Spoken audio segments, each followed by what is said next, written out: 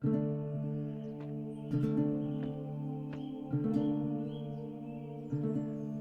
day, the angel of the Lord came to a man named Gideon, who was working hard on his family's farm. The Lord is with you, mighty warrior. Go save God's people from their enemy. But Gideon hesitated.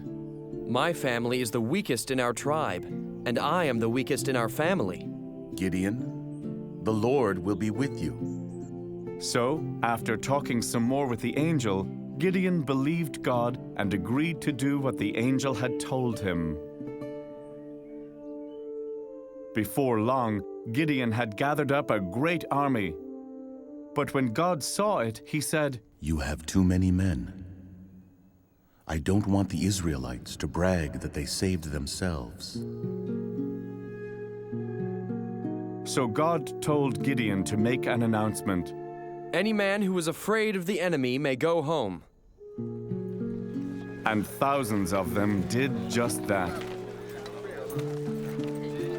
But then God told Gideon he still had too many men. Take the men down to the water to drink. Keep only those men who use their hands to bring water to their mouths.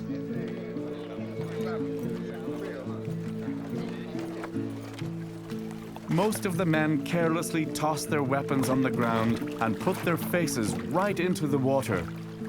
Only 300 soldiers drank the way God wanted. So this was Gideon's army. Next, God gave Gideon very strange instructions. Each man is to take a trumpet, a jar, and a torch.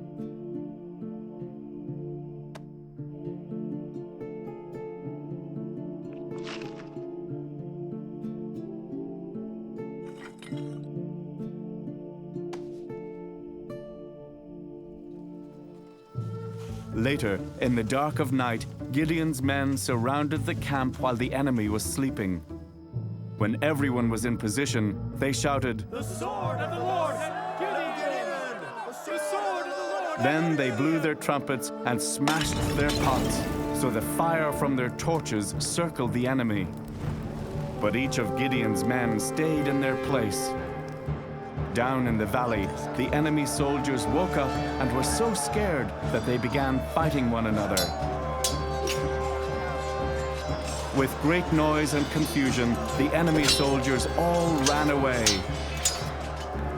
And that is how God used Gideon to save his people from their enemies.